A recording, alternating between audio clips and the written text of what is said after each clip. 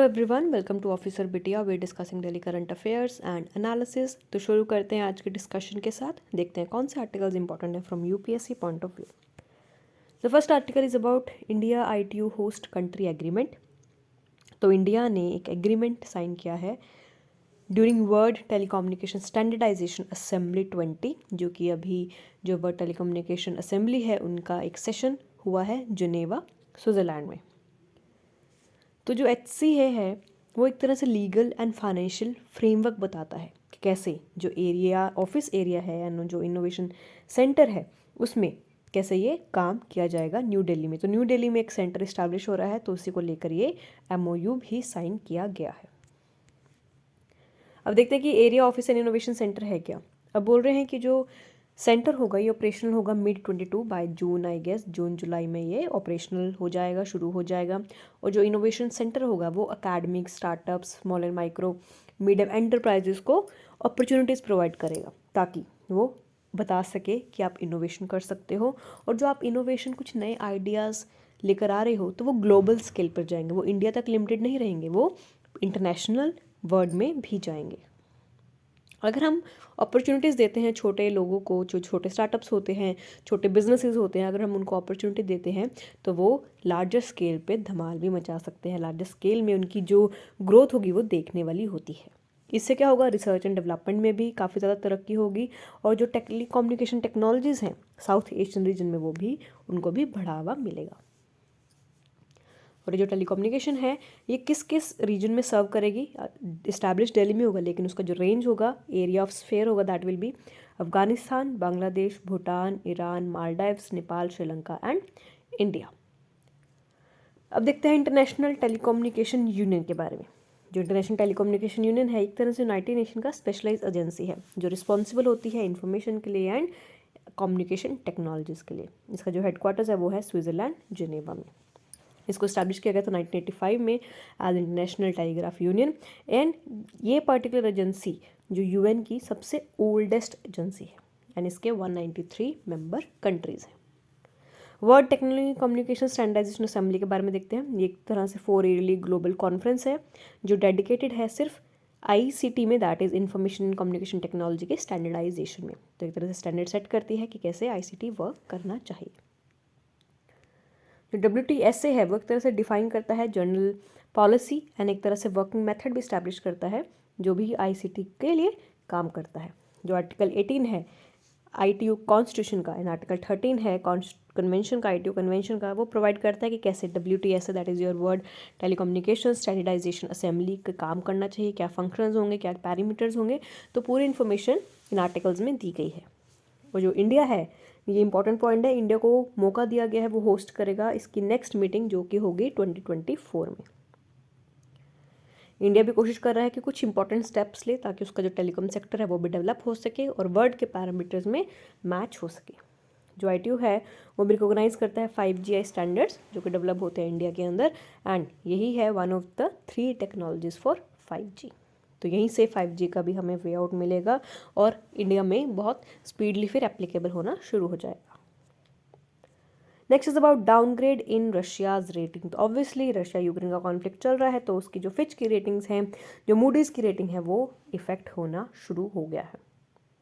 क्योंकि अब जो इम्पैक्ट हुआ है रशिया के ऊपर, काफ़ी सारे सेंक्शंस लगाए हैं वेस्टर्न कंट्रीज़ ने, तो उनकी वजह से जो रशिया की इमेज है वो डाउनग्रेड होती नजर आई है। जो कंट्रीज़ की सॉवरेन रेटिंग है वो जंक में चली गई है, एक तरह से जंक ग्रेड है जिस बेसिस पर रेटिंग की जाती है, तो जंक ग्रेड में चली गई है, जिसकी वजह से इसका जो ओवरऑल इमेज है मार्केट में बहुत कम होता नज़र आ रहा है।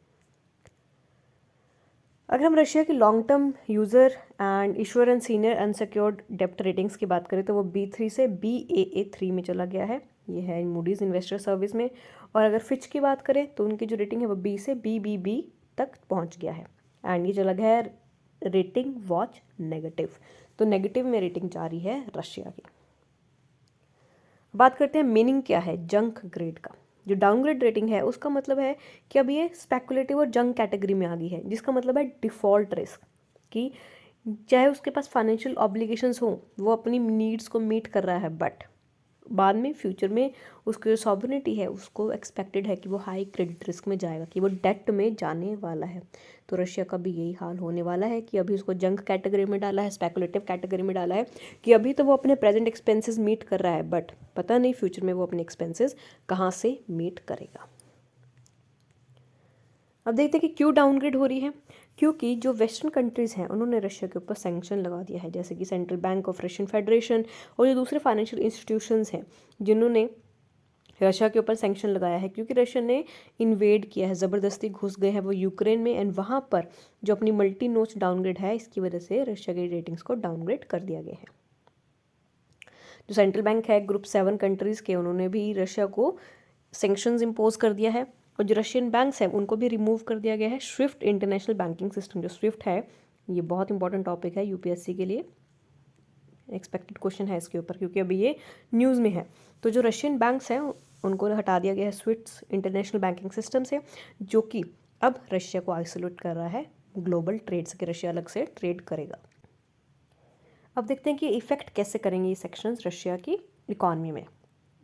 जितने सारे सैंक्शंस लगे हैं तो वो रशिया को डिले करेगा उसके डेब्ट पेमेंट्स में, कि अगर रशिया को कोई डेट रीपेमेंट करना है, अब सैंक्शंस लगी हैं तो उसको डिले करेगा। इससे क्या होगा, लॉन्ग टर्म डिसरप्शन आ गई है रशिया के इकोनॉमी में, फाइनेंशियल सेक्टर में। जो रशिया के फाइनेंशियल रिजर्व हैं ये भी स्टेन होने लग गए हैं, एंड उनको शॉक भी लग गया है। इससे क्या होगा, जो रशिया की करेंसी है रबल, उसमें भी डेप्रिसिएशन आ रहा है, और ये बहुत ज़्यादा डेप्रिसिएशन आ रहा है जिसकी वजह से डोमेस्टिक कॉन्फिडेंस भी कम हो रहा है, और जो बैंक डिपॉजिट आउटफ्लोज है और डॉलराइजेशन है वो भी ख़त्म होता जा रहा है। जो सैंक्शंस है वो जीडीपी पे इम्पैक्ट करेगा कंट्री की, थस इसकी जो टोटल पोटेंशियल है वो भी ख़राब होती नज़र आ रही है। तो एक तरह से रशिया की इकोनॉमी अब शैटर्ड होने वाली है। अगर उसने अभी भी इन्वेजन शुरू किया और अपने रिलेशंस वेस्टर्न कंट्री के साथ इंप्रूव नहीं किए तो रशिया बहुत बुरे तरीके से फंस जाएगा। Next is about Zaporizhzhia nuclear plant. ये जो न्यूक्लियर पावर प्लांट है ये लोकेटेड है यूक्रेन में, साउथ ईस्टर्न यूक्रेन में, इन एनोरदर, एंड ये आता है खखोलवा रिजर्वर में, southern shore of river Dnieper, जो यूरोपियन की लार्जेस्ट न्यूक्लियर पावर प्लांट है एंड वर्ल्ड का 10 लार्जेस्ट में भी आता है। So this is your Zaporizhzhia nuclear power plant. एक बार लोकेशन देख लेते हैं। So this is your Ukraine, this is your Zaporizhzhia. तो ये यहाँ पर कोस्टल स्टेट है, तो रशिया का यहाँ पर हिट हुआ है मिसाइल। तो अब देखते हैं जो न्यूक्लियर पावर प्लांट है वो कंसिस्ट करता है 6 VVER 100,000 pressurised light water nuclear reactor, जो कि फ्यूल्ड है यूरानियम 235 से। तो यूरानियम 235 से, तो that means they are very very very dangerous. And generate करते हैं 950 मेगावाट ऑफ एनर्जी, जो कि 5700 मेगावाट पावर पॉइंट आउटपुट को देते हैं। 1985 से 1989 में जो फर्स्ट 5 थे इनको ऑनलाइन लाया गया, एंड जो 6th है उसको ऐड किया गया था 1995 में। जो हाफ ऑफ कंट्रीज इलेक्ट्रिसिटी, जो यूक्रेन की आधी से ज़्यादा इलेक्ट्रिसिटी है वो इसी पावर प्लांट से आती है, एंड ये जो थर्मल पावर स्टेशन है वो भी इसी के आसपास ही लोकेटेड है। तो यहाँ पर इसके बारे में बताया गया है। तो अब देखते हैं जो रशिया का इन्वेजन हुआ है वो इस पावर प्लांट को कैसे इम्पैक्ट कर रहा है। जैसे जैसे क्राइसिस बढ़ रहे हैं तो जो यूनिट 1 to 4 है वो अभी तक एक्टिव हैं, बट यूनिट 5 और 6 को बंद कर दिया गया था। रशिया क्लेम करता है कि उन्होंने इनोदर को कैप्चर कर लिया है और जो न्यूक्लियर पावर प्लांट को भी कैप्चर कर लिया है, बट जो मेयर है इनोदर के उन्होंने इसको मना किया है कि नहीं, अभी आपने कुछ भी कैप्चर नहीं किया। जो रशिया के सोल्जर्स हैं उन्होंने भी अटैम्प्ट किया है कि जो पावर प्लांट है उसके ऊपर कंट्रोल लिया जाए, विद ऑर्लो अनाउंसिंग दैट कि जो पार्ट्स हैं बिल्डिंग के वो बर्निंग हो रहे हैं due to artillery strikes from the Russian forces. इसके बाद एक फायर आई है नियर 1/16 जो रिपोर्ट करता है कि training building outside the security parameter, कि यहाँ पर एक आग हमें नज़र आ रही है जिसकी वजह से जो ट्रेनिंग है वो इम्पैक्ट हो रही है। तो एक तरह से यहाँ पर काफ़ी सारा खतरा बनता नज़र आ रहा है। हमें देखने को मिल रहा है कि कैसे जो रशियन सोल्जर्स हैं वो कोशिश कर रहे हैं न्यूक्लियर पावर प्लांट को कैप्चर करने की, और जो बिल्डिंग्स है उसको वो बर्न करने जा रहे हैं क्योंकि वहाँ पर उन्होंने कुछ स्ट्राइक्स किए गए हैं, कुछ मिसाइल्स, कुछ आर्टिलरी वहाँ पर रशियन फोर्सेस ने भेजे हैं। अब देखते हैं जो रिएक्टर है वो अंडरगोइंग रेनोवेशन के अंदर चल रहा है और अभी तक ऑपरेशनल नहीं है, बट इसके अंदर अभी भी न्यूक्लियर फ्यूल है। और इसी इनिशियल असेसमेंट्स की वजह से जो रेडिएशन लेवल है वो नॉर्मल ही है, क्योंकि अभी फायर ने कोई भी सिग्निफिकेंट डैमेज नहीं किया और जो वर्कर्स हैं उन्होंने भी कोशिश की कोई डैमेज आगे ना हो। जो यूक्रेन के फॉरेन मिनिस्टर हैं उन्होंने भी ये कहा कि प्लांट अगर एक्सप्लोड होता है तो उसके जो फॉल आउट होंगे, इसका जो इम्पैक्ट होगा वो 10 गुना ज़्यादा होगा जितना हुआ था सर्नोबाइल से। यानी एक इंटेंस बैटल होगा जिसकी वजह से जो चेंजेस होंगे रेडिएशन लेवल्स की वजह से वो बहुत ज़्यादा हार्मफुल होंगे, सिर्फ यूक्रेन के लिए नहीं, पूरे यूरोप के लिए भी एंड पूरे वर्ल्ड के लिए भी। तो इसलिए यहाँ पर अगर हम न्यूक्लियर पावर प्लांट को हिट करें तो बहुत ज़्यादा नुकसान होने के चांसेस हैं। Next is about Kerala Kaliyattam festival. जो कलियट्टम फेस्टिवल है एक तरह से एनुअल फेस्टिवल है, थेयम फेस्टिवल है केरला का मालाबार रीजन में। मालाबार रीजन कौन सी है? So this is your Kerala and this is your Malabar coast. ये आपकी कोंकण कोस्ट है, ये आपकी मालाबार कोस्ट है। तो हमारी जो वेस्टर्न कोस्ट है ये दो पार्ट्स में डिवाइडेड है, upper part is Konkan coast, lower part is Malabar coast.